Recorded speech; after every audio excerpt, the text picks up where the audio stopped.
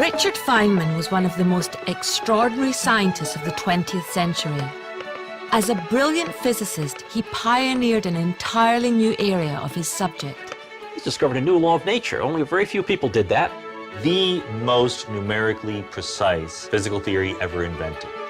Yet he scorned the Nobel Prize he received for this work. I've already got the prize. The prize is the pleasure of finding the thing out, the kick in the discovery. Feynman's brilliance helped shape history. As a young man, he helped to build the atom bomb, ending the Second World War. And yet, throughout his life, Feynman rejected authority and refused to conform, preferring instead to follow his passions, from bongo playing to biology, from poetry to painting, from computing to cracking safes. Feynman's fascination with the world knew no bounds.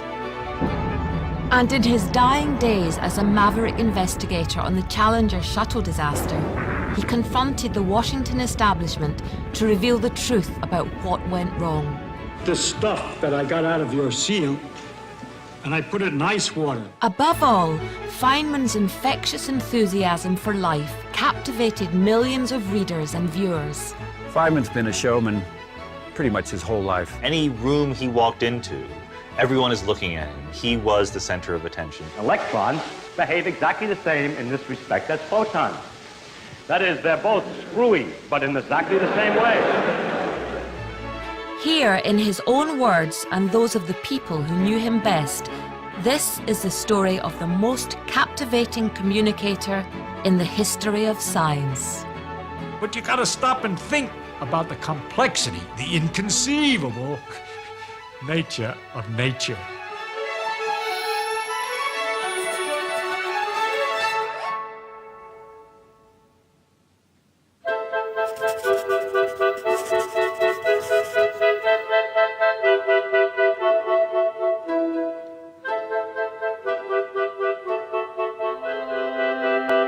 Richard Phillips Feynman was born on the 11th of May 1918 during the Depression to working-class parents living in the outskirts of New York.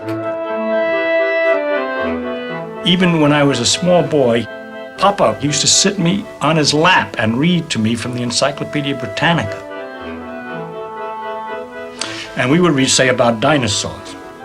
It was very exciting and interesting to think that there was animals of such magnitude, that they all died out. And at that time, nobody knew why. So that's the way I was educated by my father.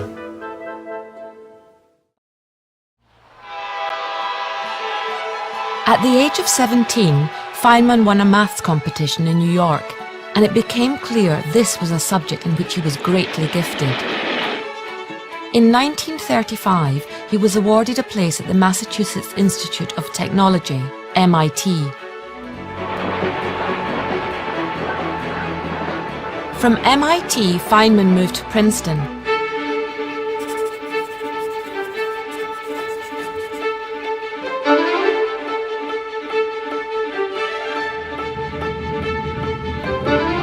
Just months before Richard and Arlene were married, America was drawn into the Second World War, following the bombing of Pearl Harbor. Feynman was asked if he wanted to join a top-secret project based in a government laboratory at Los Alamos in New Mexico. Code-named Manhattan, its objective was to build an atom bomb. The fear was that Germany would invent such a terrifying new weapon first and use it to win the war.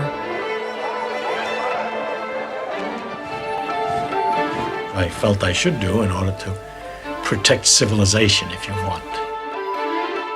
Feynman became a member of the Manhattan Project at Los Alamos.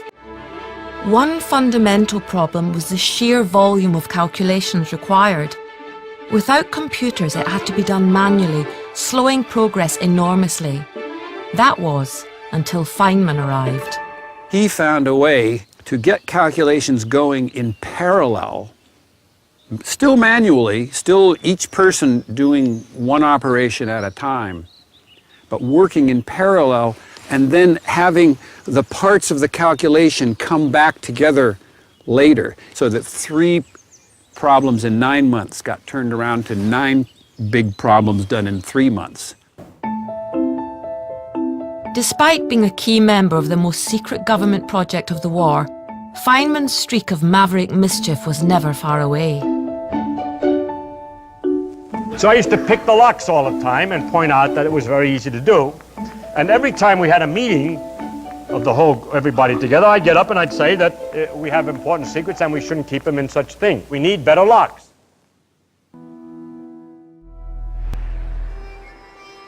Feynman was forced to confront the reality of what he had helped create.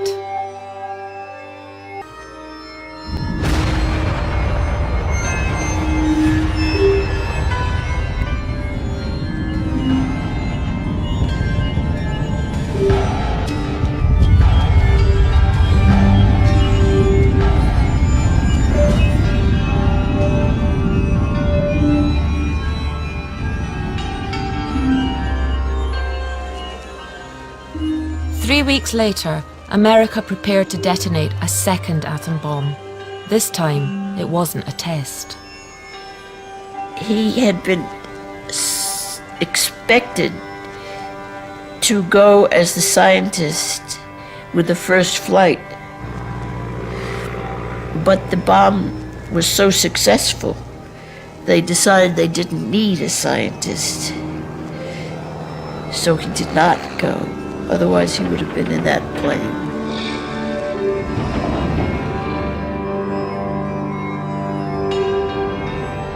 The bomb exploded above the Japanese city of Hiroshima on the 6th of August 1945. It killed more than 80,000 people. 3 days later, a second bomb was detonated at Nagasaki. Feynman was deeply disturbed by the knowledge he had contributed to the deaths of so many.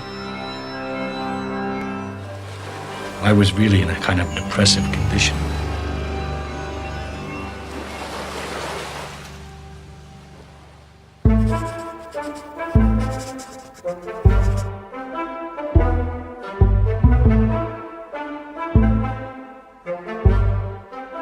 In the autumn of 1945, Feynman was invited to become a professor in the physics department at Cornell University, but he was still shaken by the events of the summer.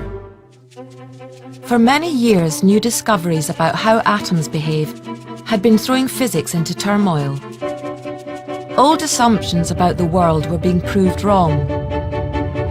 Quantum mechanics had revealed the problems of accurately predicting how atoms and their electromagnetic forces would behave. And because these are the fundamental building blocks of nature, it threw everything else into doubt too. Everything that happens around you, other than gravity, all the immediately experienceable parts of the world are electromagnetism at work. When two atoms get together to form a molecule, that's electromagnetism. So all of chemistry is electromagnetism. And if that means that all of chemistry is electromagnetism, then guess what? All of biology is electromagnetism. Literally everything around us is a manifestation of electromagnetism one way or another. When I was a kid, I read Dirac's book, and he had these problems that nobody knew how to solve. They were described there. I couldn't understand the book very well because I really wasn't up to it. But there, in the last paragraph at the end of the book, it said, "Some new ideas are here needed." And so there I was. Some new ideas were needed. Okay, so I started to think of new ideas. When I was eating lunch, some kid threw up a plate in the cafeteria, which has a blue medallion on the plate, the Cornell sign in the cafeteria. And as he threw up the plate and it came down, it wobbled and the blue thing went around like this. And I wondered what the relation was between the two. See, I was just playing, no importance at all. So I played around with the equations of motion of rotating things. And I kept continuing now to play with it. And this rotation led me to a similar problem of the rotation of the spin of an electron, according to Dirac's equation. And that just led me back into quantum electrodynamics. Everything just poured out. It's just like taking a cork out of a bottle.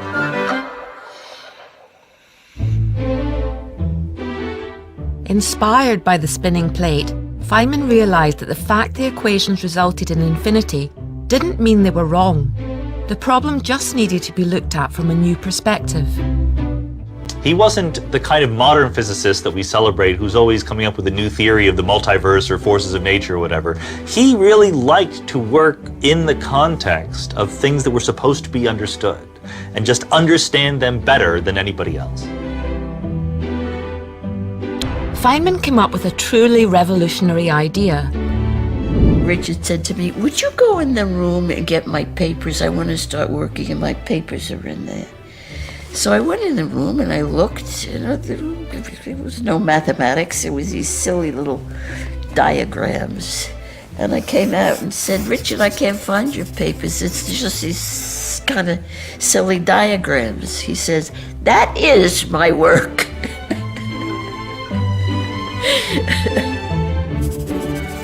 The simple little diagrams Feynman had invented were a brilliant way to sidestep the complicated calculations required for QED. They were a sort of shortcut, allowing him to avoid the infinities and make meaningful predictions about the world. He saw that there was actually a sort of pictorial way of thinking about these pictures, these equations. You could associate a little cartoon, a little Feynman diagram, as we now call them, to every one of these terms in the equation. Other people would have to work for months, and he would get it in an afternoon. And eventually that's what got his ideas noticed, because he's getting the right answer and he's doing it much simply, even though no one understood what he was doing. Turns out to be so useful that now we're applying it to completely different fields that aren't particle physics at all. When we look at the evolution of galaxies and large-scale structure in the universe, we're finding that Feynman diagrams are a helpful way of calculating those quantities as well.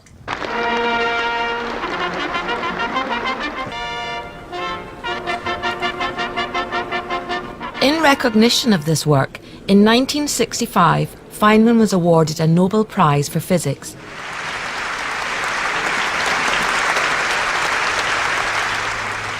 No, I think that it was entirely right and proper. It was one of the best earned Nobel Prizes there ever was, I would say.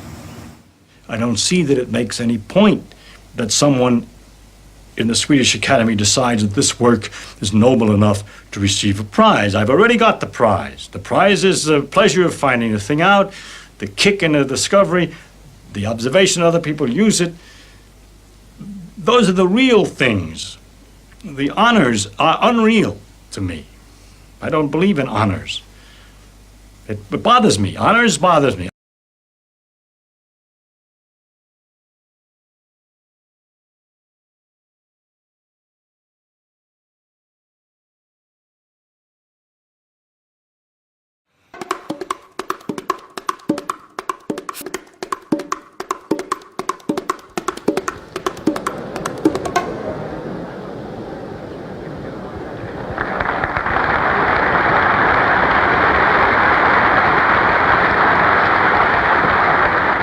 I'm going to discuss how we would look for a new law. In general, we look for a new law by the following process. First, we guess it. Then we well, don't laugh, that's really true. Then we compute the consequences of the guess. If it disagrees with experiment, it's wrong. And that simple statement is the key to science. It doesn't make a difference how beautiful your guess is. It doesn't make a difference how smart you are, who made the guess, or what his name is. If it disagrees with experiment, it's wrong. That's all there is to it.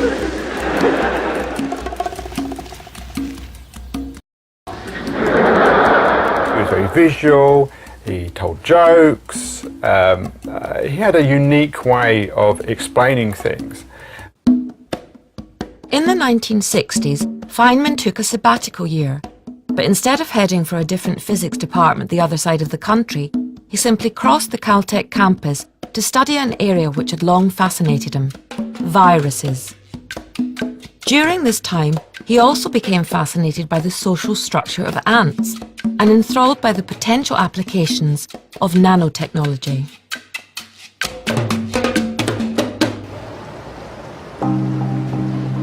In the early 1980s, his son Carl's budding career in the emerging field of supercomputers proved irresistible.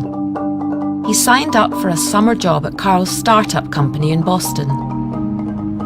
And he showed up and he said, Feynman reporting for duty, what should I do? Salutes. I think, uh-oh, I haven't figured out what I'm going to do with this guy. I mean, I've got a Nobel Prize winning great physicist, and I sort of had a quick meeting and trying to come up with some project that was worthy of Feynman. And I said, well, actually, you know, we don't really have any pencils or paper. He said, right, I'll go out and buy some. So his first duty was to go out and buy the stationery for the company, all the paper clips and pencils and so on. That was his first assignment. And as always, working with Feynman was filled with welcome distractions. We both liked spaghetti because it was easy to cook. And I asked him why it was that when you broke a piece of spaghetti, it often broke into 3 pieces instead of 2. You should try it. It really does. So, of course, he came up with a theory of it immediately. But instead of being satisfied with it, he constructed an experiment to see if the theory was true, which involved slowly moving the spaghetti off the end of the table and breaking it at different lengths. And then each theory would lead to another experiment. Actually, by the time the evening was over, we had broken spaghetti all over the place, and we still didn't know why spaghetti broke in 3 places.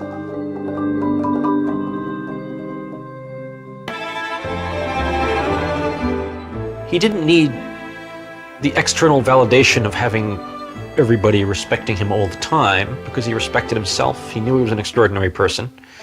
And if he came off as kind of a doofus to some guy that he doesn't know, it's okay, because he knows inside that he's a man of substance. In 1984, Feynman collaborated with his friend Ralph Layton on a humorous book of anecdotes from his life. I opened the safes which contained behind them the entire secret of the atomic bomb. And the edition was like, I don't know, 2,000 copies or some low number. And in January, and I was thinking, who's going to buy a book in January? But people did buy it. And Surely You're Joking, Mr. Feynman quickly became a bestseller. It remains to this day one of the biggest selling science books of all time. Freely admitting that, yes, he was laughing at his own history. The book vividly captured Feynman's worldview, the sense of curiosity and fun guiding him through life. It was an approach he communicated to an even bigger audience through a series of BBC documentaries broadcast around the world.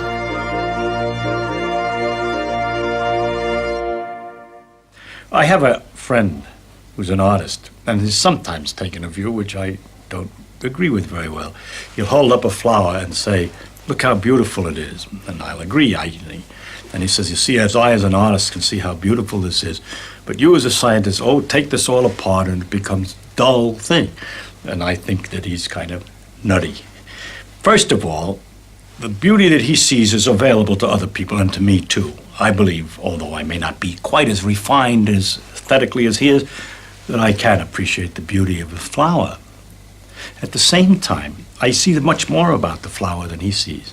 I could imagine the cells in there, the complicated actions inside, which also have a beauty. I mean, it's not just beauty at this dimension of 1 centimeter, there's also beauty at a smaller dimensions. The fact that the colors and the flower are evolved in order to attract insects to pollinate it is interesting. It means that insects can see the color. It adds a question. Does this aesthetic sense also exist in the lower forms? Why is it aesthetic? All kinds of interesting questions which the science knowledge only adds to the excitement, the mystery, and the awe of a flower. It only adds. I don't understand how it subtracts. He takes enormous pleasure in finding out about things and exploring life and everything it has to offer. But more than that, he takes tremendous pleasure in telling you about it.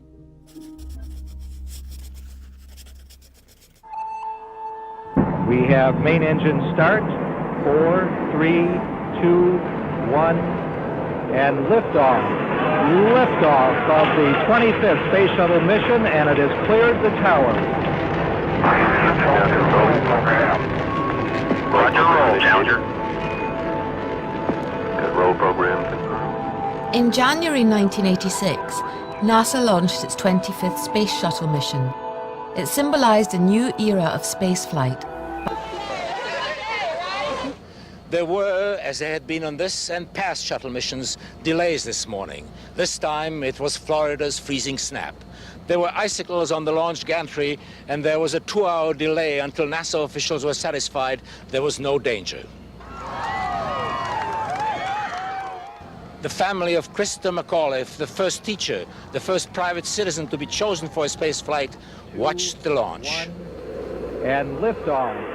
Liftoff of the 25th Space Shuttle mission, and it has cleared the tower. Now control. Roger, roll, Challenger. Good roll program confirmed. Challenger now heading downrange. For a whole minute, the launch went as planned. Mission Control gave the command for the last burst of power to kick Challenger into space. Engines throttling up, 3 engines now at 104%. Challenger, go with throttle up. Challenger, go with throttle up.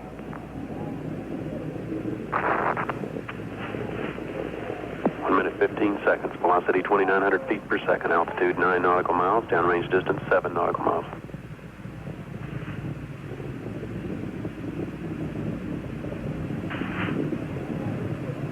All that was left were the contrails of the bits and pieces of Challenger.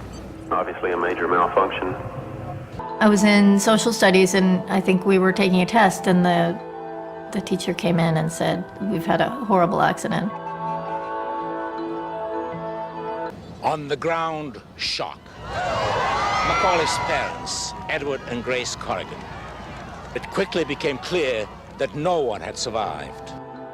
Flight controllers here looking very carefully at the situation. We have no downlink. And then coming home, and my parents had already seen it, and which was unusual because they didn't really watch TV. Watch your data carefully. Take hard copies of all your displays. Make sure you protect any data source you have. The loss of their space shuttle and its crew of 7, live on TV, shocked America. The country was thrown into mourning. Our nation's loss is first a profound personal loss to the family, and the friends and the loved ones of our shuttle astronauts.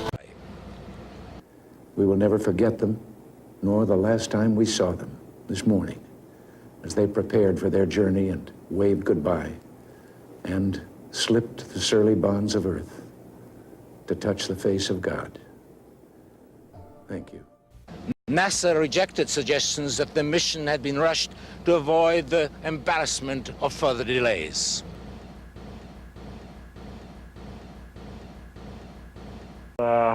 We have always maintained that flight safety is our top priority. All of the people involved in this program, to my knowledge, felt that Challenger was quite ready to go.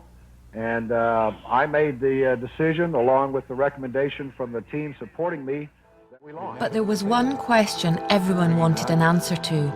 What had gone wrong?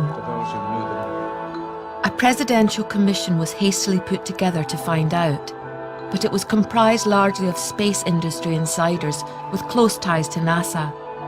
Someone independent with unimpeachable scientific credentials was needed. I have a policy practically of never going near Washington. And I called up various friends of mine who were connected to the space program one way or the other and tried to ask them if they didn't see whether I should go or somebody else could do it just as well. His friends would, Dick, you gotta go, you know, because you're the only guy who can cut through the bullshit. Feynman broke his policy, and within days of the accident, he had joined the inquiry in Washington. The investigation was led by William Rogers, an ex-Secretary of State and the ultimate Washington insider. His formal bureaucratic approach was the polar opposite of the freewheeling maverick professor. And he had a reputation for integrity. You know, he's the most honest guy in the world. He didn't accept something unless he really could prove it.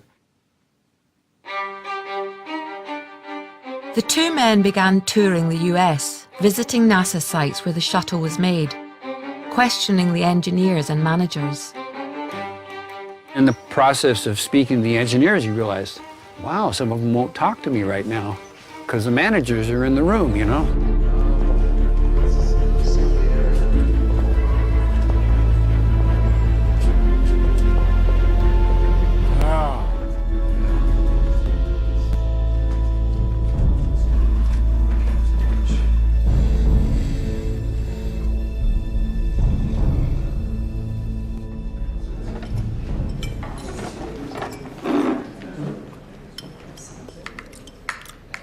If I was to ask you engineers, never mind what the managers say, but you guys, given all your experience, what you thought the probability was of an accident on any single launch, what would you say?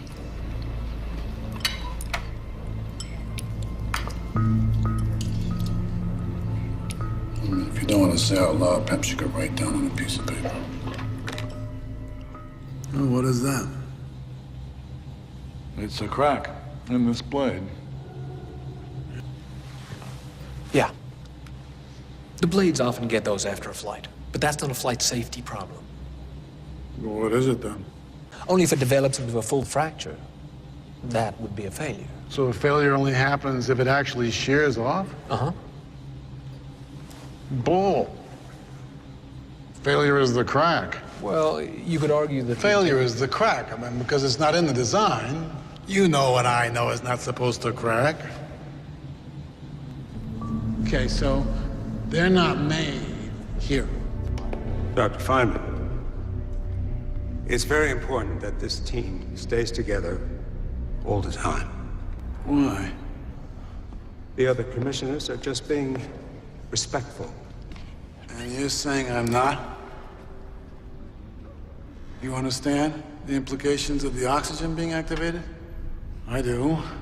The astronauts had to do that themselves. Which means that they were alive for at least some of those 2 minutes and 36 seconds before they slammed into the ocean. Mr. Rogers, I'm an atheist. I personally doubt that they're touching the face of God, so I prefer to show my respect by finding the cause of their appalling deaths and not stand around looking sad. You know, I don't know that NASA did an excellent job.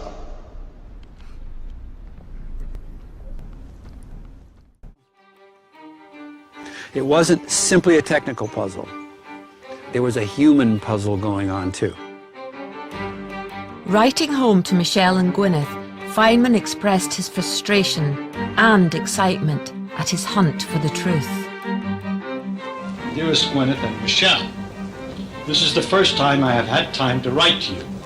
I already smell certain rats that I will not forget, because I just love the smell of rats, for it is the spore of exciting adventure. But there was a problem. NASA managers didn't want to reveal the full extent of their knowledge. The result was a smokescreen.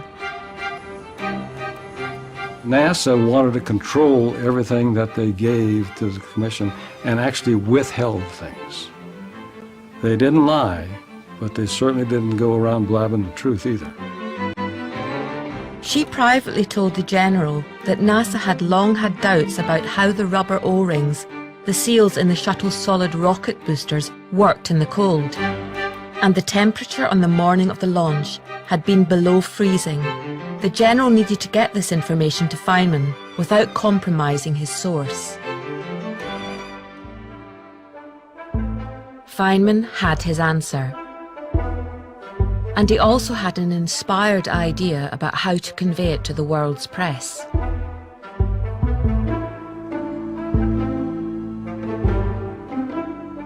From that and the various things that you told me about the need for resilience and the lack of resilience... When the commission next met, he began questioning senior engineers about the effect of cold on the O-rings on the morning of the launch. Their replies were evasive, denying that temperature could have had an effect.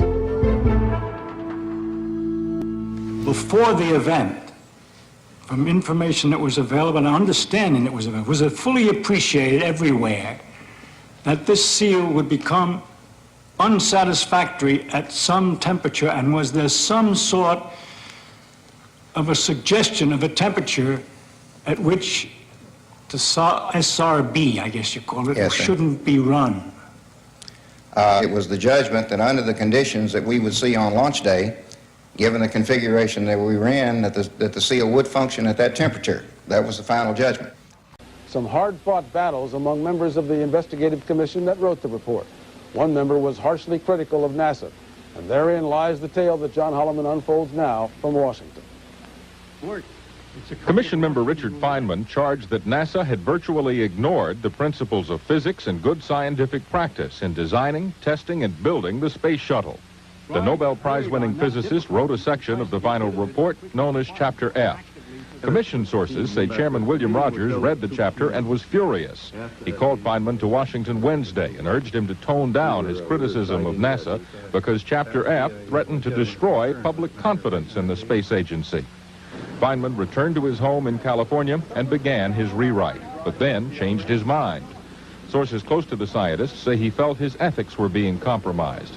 He sent a message to Rogers threatening to resign from the commission and demanding his name be taken off the final report if his chapter was not included in its entirety. Kind of imagine that something like a child that runs in the road, and the parent is very upset and says it's very dangerous. And the child comes back and says, but nothing happened. And he runs out in the road again several times, and the parent keeps saying it's dangerous, and nothing happens. Again and again I saw in looking through this statements, this new flight is within our database, which just means nothing happened before. It's about the same as we did before, so it can't be unsafe because it was okay last time. And that is a kind of childish attitude that the mother corresponding to the engineers here, right, and the management corresponding to the children. That's the way I look at it, and I don't know what you would say. Sooner or later the child gets run over. Is it an accident? No, it's not an accident. The question is, how do we educate the child? But it's very difficult. I tried to figure out why they have this attitude and why they weren't paying attention. That in the beginning, all kinds of exaggerations were made about what this thing can do. It can fly 60 flights, it will only cost so much, it'll be recoverable, and there'll be no real problems. The engineers at the bottom must probably scream, this is my imagination, they're screaming up, no, it can't be this way, it can't be this way. And the people at the top who are talking to Congress don't want to hear this. And so they discourage information from moving up. But then when they had this other project, which is, so to speak, impossible from an engineering point of view, it's unrealistic, they don't want to hear what happens. It goes up, and each level in a bureaucracy kind of understands what it's supposed to do. Keep it from the other guys. They don't have to hear it. They don't want to hear it. They don't want to hear it because it would be uncomfortable. It was Feynman's chance. He decided to use the power of a classic science demonstration. During the hearings, they had that actual O-ring joint, and we're passing it up the road. It goes to Feynman. I'm sitting to his left, and I hand it to him, and he puts it down. And then he goes into his pocket and pulls out the pliers and the hose clamp and a screwdriver and takes the joint apart, pulls out the piece of rubber O-ring, puts the clamp on it, and then I know what he's going to do. But he sees the ice water, and he swears it was just kind of an accident. He got this idea, wait a minute, I know how I can get data on how rubber is when it's cold. Well, I took the stuff that I got out of your seal, and I put it in ice water. And I discovered that when you put some pressure on it for a while and then undo it, it maintains, it doesn't stretch back, it stays the same dimension. In other words, for a few seconds at least, and more seconds than that, there's no resilience in this particular material when it's at a temperature of 32 degrees. I believe that has some significance for our problem.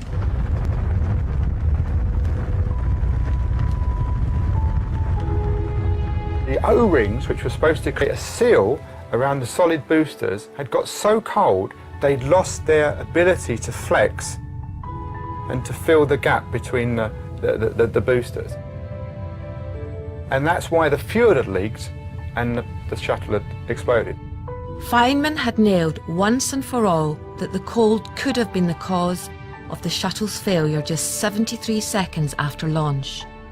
It really was a turning point in the investigation. It couldn't be ignored. In the summer of 1986, the Commission's report was submitted. In its appendix, Feynman added a stark reminder about the limits of science. For a successful technology, reality must take precedence over public relations, for nature cannot be fooled.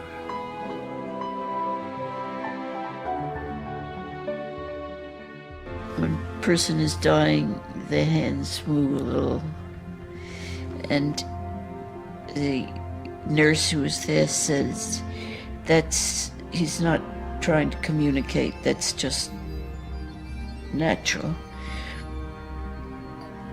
And he raised his hands like this, and he went like this, which, if you know it, is the symbol that a magician gives when he's going to do a trick, okay? And he went. He was communicating, again, of his observations of the world. The doctors were wrong. He could hear. He could move if he tried hard enough. And he could hear and understand what was being said. And those were his last words. Richard Feynman died on the 15th of February 1988 in hospital in Los Angeles at the age of just 69. When I took my last walk with Richard Feynman, he was telling me a bunch of funny stories, but I realized the message behind the stories was that he was about to die of cancer, and I got very sad. And he noticed it, and he asked me what's wrong. And I said, I'm sad because I'm realizing that you're about to die. And he said, yeah, that bugs me sometimes too.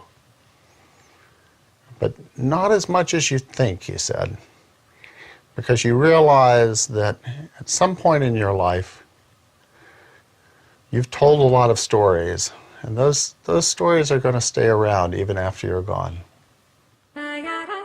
Today, over 25 years since his death, Feynman's prophecy has more truth than he could ever have imagined. Through an invention that hadn't been created when he died, his stories do live on. Because through their reimagining on the World Wide Web, a new generation is discovering the delights of time with Feynman. I see my father referenced in popular culture a lot more now than when he was alive. I have a friend who's an artist and has sometimes taken a view which I don't agree with very well. He'll hold up a flower and say, look how beautiful it is, and I'll agree. And he says, you see, as I as an artist can see how beautiful this is, but you as a scientist take this all apart and it becomes a dull thing. And I think that he's kind of nutty. You know, then you just touch it like this. A poet, I think it is. And you bring his voice right back, you know. The whole universe is in a glass of wine. I don't know. I don't think we'll ever know in what sense he meant that. For the poets don't write to be understood. I know what I'll remember him for being a good person.